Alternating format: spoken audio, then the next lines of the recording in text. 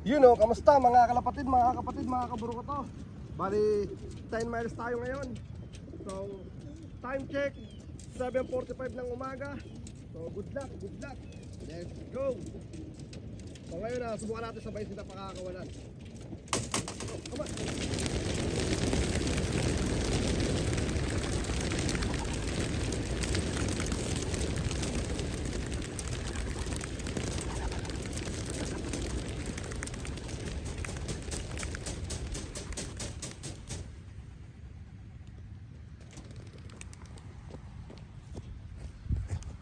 Okay. So yun na nga mga kaburo ko to. Bali 10 miles. Good luck sa mga ibon. Nag-abante lang tayo ng ilang miles. Bali parang almost 3 miles lang yung inabante natin. Yan. So yun ang mga ibon. Tapos meron dito, naghati sila sa ilang grupo. Okay. So tingnan natin kung meron pang natira dito. Meron pang dalawa. Okay. So bugain natin yung dalawa na yan. So, nasa na yung mga ibon muna? Yun. Umabante na naman sila na wala na kagad dito sa area natin. Dapat ang plano ko magpe-15 miles ako. Ay, yun pala sila. Ayun. Yan. So, good luck mga kaburo ko to. Yan. Good direction sila kasi dito talaga yung direction nila. So, unahin ko na muna to. Bulabugin natin yung dalawa. Let's go. Kung naaalala nyo tong area na to. Yan, 15 miles to dati sa ano ko. Sa bahay namin, yung luma natin bahay. Yan, ngayon nasa 10 miles na lang siya. Kasi mas lumapit pala kami. Alright, so yun na nga. Yung mga ibon, nasa good direction sila. Yan. So, plano ko sana kanina mag 15 to 20 miles. Pero sabi ko nga, no Brown G. Kumbaga parang sabi ko nga easy ka lang. Darating tayo dyan, kumbaga. Darating tayo dyan. Yan, kumbaga kaya na ng ibon para sa akin. Kasi kung mga warriors ko to, yung mga tag dito mismo club team, kumbaga pwede ko nang iabante ng mas tag dito mas malayo. Pero syempre dahil nga nasa one low price tayo, nasa 70 pa tayo, tag dito 70 breeders pa yung mga nakasali sa atin. So madami-dami pa sila. So ayoko naman na ma-disappoint sila tulad nung first toss natin. Siyempre nakakahiya, kumbaga nakakawalang respeto, kumbaga parang mababawasan yung respeto ng mga nagtiwala sa atin, di ba? So kailangan slowly but surely lang. Alright, so yun na nga mga kaburo ko to. Dahan-dahan tayo dahil may mga lumilitaw-litaw na pulis dito. So hinihiling ko sana na makasalubong man lang natin yung mga ibon. Na makasabay. Pero never pang nangyari sa akin yun. Pero yung BGR, nakita ko dati nakakasabay niya yung mga ibon habang pauwi siya. Grabe, sabi ko sana one day ako din. Pero dahil nga di naman tayo dire-diretso, kumbaga parang malabong mangyari. Yan. So, yun na nga mga kaburo ko to. Bali, wala na akong natatanaw dito sa area natin. Kumbaga, yun na nga, good luck sa mga ibon. So, tingnan natin kung mas mabilis pa sila. So, sa mga nagtataka kung bakit hindi na ako bumabalik sa area na, let's say na hindi na ako nagto 2 times na tulad ng nung 3.7, 5.7, hindi na ako bumalik ulit doon kasi yung lipad ng mga ibon maganda. Kumbaga isa yun sa mga turo sa akin ng mentor ko na kapag yung ibon hindi nahirapan, ibig sabihin pwede kang umabante. Pero kapag yung ibon nahirapan, let's say na ang pangit ang pauwian natin, kailangan mo bumalik, umatras, or bumalik ka sa dating pinagtusan mo. So maganda yung pinapakita ng ibon. Makikita nyo naman yung mga pagklak ng ibon natin. May mga nalilate pero wala na sa 10%. Kumbaga parang nasa 2 to 3% na lang yun. Kumbaga hindi ko alam kung bakit sila nalilate. Pero inaabangan ko sila, pinapapasok ko sa kada selda yung mga ibon na pumasok na. Ano pa nga yun eh, tawag dito pinaparonda ko pa nga yun eh. Kumbaga kapag ka nabitin ako, like 15 minutes lang lumipad yung mga ibon. So ginagawa ko, inaano ko pa sila, tawag dito nire-release ko pa sila, pinaparonda ko pa sila.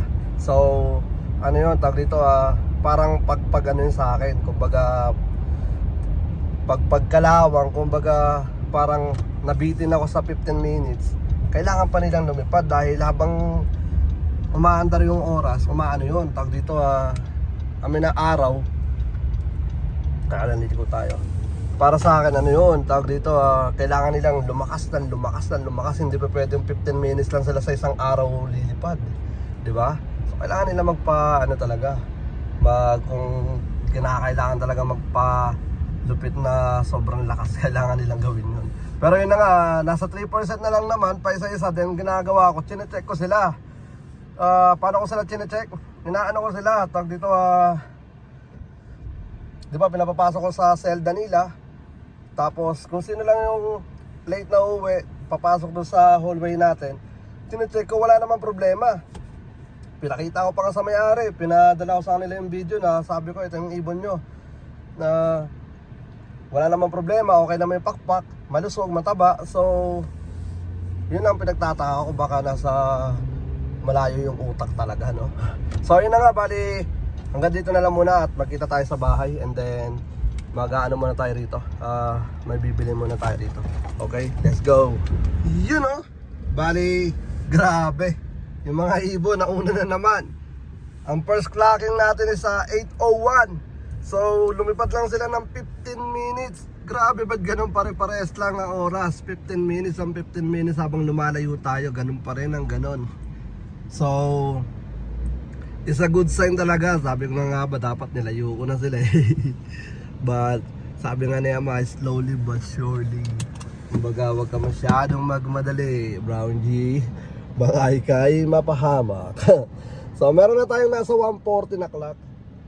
Kakarating lang natin 1:40. So tingnan nyo, kumain na tayo ng alas 8:12, 10 miles. Okay, so sana 1:40. Yan, so di ko na sigurado kung may mga nasa bubong pa ulit. Tulad ng sinabi ko na you know. Alright, so ito ang ating ang ating trailer yan. So malapit ko na tong yan, ayusin dahil kailangan natin talaga ng painuman para tawag dito pagka lumayo na tayo, at least yung mga gustong uminom.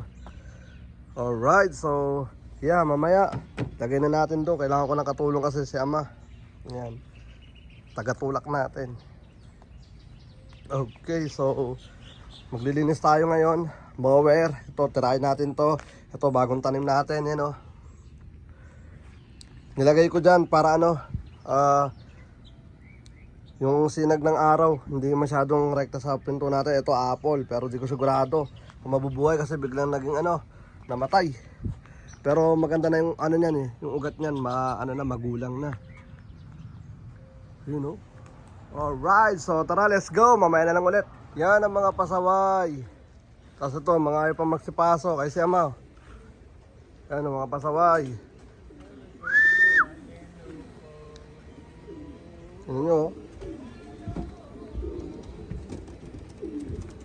Pasok na kasi. Yan, nagbigay si ama ng ng iron. Yan. Oh, bando. Nasa na pala tayo? Nasa 150 clocking. So na lang, nasa 30. Yan. Ito mga pasaway. So 2, 4, 6, 6. Tapos ito, ilang peraso. Siguro mga ilan na lang mga kulang natin. Meron kasi mga tagarun yan doon, sigurado eh. Yan o. Ayun o, tagarun din siya o. Ang maganda rito, sila, kapag talaga sila bumaba, alam nila kung mga tagasal sila. Yan. So yun na nga mga kaporkoto, mamaya na lang ulit. Let's go. Ayan na. Ito na yung trainer. Ito yung mga paikot-ikot pa rito kanina pa eh. O, ayan o. Nasa na? Ito yung kalaban. Kaya tumaas pa yung mga ibon natin. Ba tulad nga sinabi, ay siya pa rin oh. Yan pa rin yung ano eh, para may puti sa right side niya. Yan. Ikot-ikot pa kasi kayo ya. Pero aysan, ay sa mata, sa mata. Oo, yun. Inaatake sila sa ere, mga kapatid.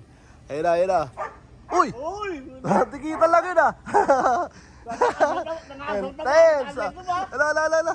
Para dadakotin lang yan oh. Nangaasar lang oh. Ala. Yan. Parang ano lang no, ano parang alam mo, Nangaasar ka nila oh, nilalapitan pa yun. parang pipitas lang sa ano. Uy! Kahit malayo, nasigaw-sigaw lang kami rito no. At taas niya mga kapatid. Ay, tino, toldok eh no. Masakit sa leg. Grabe no. Itong kalaban natin, kala mo pipitas lang siya sa puno eh. Oh. Hello. Pero kahit madakot niya yun dyan, ano eh. Hindi na kayang ibaba yan ng ano eh.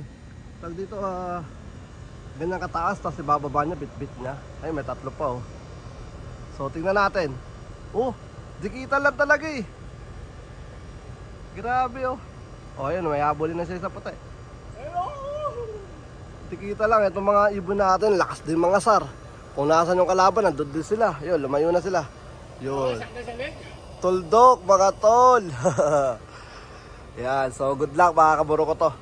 Yan, ito yung mga pasaway. So nasa 150 yung mga nag-clock. Tignan mo kung Sakit sa leg eh. ilan na yung nag-clock. Ha?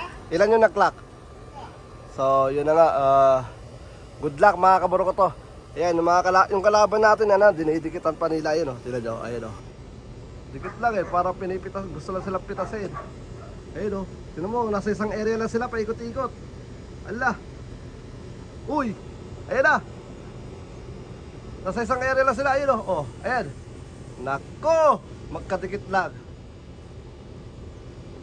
Etong mga ibon natin, imbis na lumayo, dumidikit pa. Ano ba yun, kinakausap nila? So 151 na. So good luck sa mga ibon yung mga lumilipad pa sa ere. Alright, let's go. So yun na nga, bago ang lahat, special shoutout muna sa isang kaburukoto natin na nag-request. Yeah, mga brad, shoutout muna kay Duenas Lop and Abu Dhabi UPFI Lop Club. No, club. Yeah. Club. Shoutout Abu sa inyo. Dhabi. Abu Dhabi. Ano yan? Abu Dhabi UPFI Club. Clubs. Yun. And Duenas Lop. Yun. Happy, Siya lang. Kay Jairo. Shoutout kay Jairo. So, yung mga ibon natin dito is nakikipaglaro. So, ano yan, tawag dito. Ang mga naklock pa lang sa 51. 151. So, eto, meron pa nga rito 30 isa. na 30. And then, nilalaro sila ng kalaban natin. Pero I think, nawala na yung kalaban natin. Inasar lang ng mga to. Alright. So, good luck. And then, yeah, yun na nga, mga kabro ko to. Mamaya na lang ulit. And then, yun na nga, ano muna kami rito? Linis muna kami. Yeah, linis muna rito. Yan, para makatambay tayo rito na maayos. And then, good luck sa mga ibon nyo. Heto na yung mga makukulit nating ibon. So, tingnan natin kung anong problema ng dalawang to. Kasi ano tawag dito merong laging late. So, alamin natin kung sino tong mga to. So, meron tayong inaantay pa na tatlo. So, kung itong dalawa is para dito, mache-check natin. Pero palagay ko para dito talaga yan eh. Kasi wala tayong ganyang kulay. Yan, dun sa loob natin. Maliban dito sa isa na to. Grabe, layo ng ano Ay, ito yata yung laging laging late lumabas. Tingnan natin kung sino to. Yan. Ayun oh, yes. There we go. Oh, yeah, siya na nga yun. Ito pa isa. So, dalawang tag dito. Dalawang, isang hen, tapos isang cock. Saan kayo galing? Yan. Alright. So, ay, yung wire pala. Pasok. Yan. So, teka lang. Kunin ko na muna to. Alright, let's go. Babalik ako. Okay, so ito is pang 179. Small, lang to. small hen. So wala naman ako nakikitang ano rito problema. So ring number AA 19852. Shoutout kay kay Breakaway. Yan. Ayun no. Hindi ko alam kung anong problema dito. Okay naman yung pakpak niya. Okay naman. Tsaka ngal-ngal siya. So ibig sabihin lumipad. Yan. So kunin naman natin yung isa. So ito naman si 1. Oh, meron nang lumilipad na isa. So siguro yan yung kay yung isa pa natin kulang si 181. Alright. Ito naman ay kay tawag dito kay Golden Knights Lock. So, ito yung ibon na palaging late pumasok. Late pumasok. Yeah, late siyang umuwi. And laging late lumabas ng ng crate natin tulad nung kahapon, yeah. Siya yung pinakalas na na lumabas. Then paminsan pagka dinadala ko sa crate natin, ganun din. Isa rin sa mga late na tawag dito na pumapasok do sa natin sa trader natin. Alright, so okay naman, wala akong nakikitang mali. Pakpak nga dito sa kabila. Yan, okay naman. Bara ako, so ewan ko lang ba't mabagal to, pero siguro tingnan natin, abangan natin to in the future kung bibilis pa ba to o hindi na. So shoutout kay kay Kuya Jojo, yan. Siyempre kay Randolph. And then, abangan natin yung last. Di ko lang alam kung mabibidyoan pa natin yung last dahil mag-asikaso tayo. Pero kung mabidyoan natin, pakita natin kung may problema ba siya. Alright, so tara, let's go. So ayun na nga mga kaburo ko to, bali, tawag dito nakompleto tayo kahapon pero yung isa din na natin na i-clock. Yan kasi late na siya umuwi. So shoutout kay natin, tawag dito kay Utol AG, kay Archie. Sa kanyang ibon yung laging late na umuwi. So di na siya nakapag-clock pero umuwi rito yon. Alright, pero ngayon ang ginawa ko pahinga muna yung mga warriors natin dito sa One Low Place. So nilagay ko to para makapagpa-araw sila dyan, makalabas-pasok sila dyan today. Pero may kalaban. Yan, so nagpa-low play ako sa natin, sa mga born to die natin. Yan, hinahabol sila ngayon ng ng kalaban, grabe. Yan, ang ganda ng tupi na ito.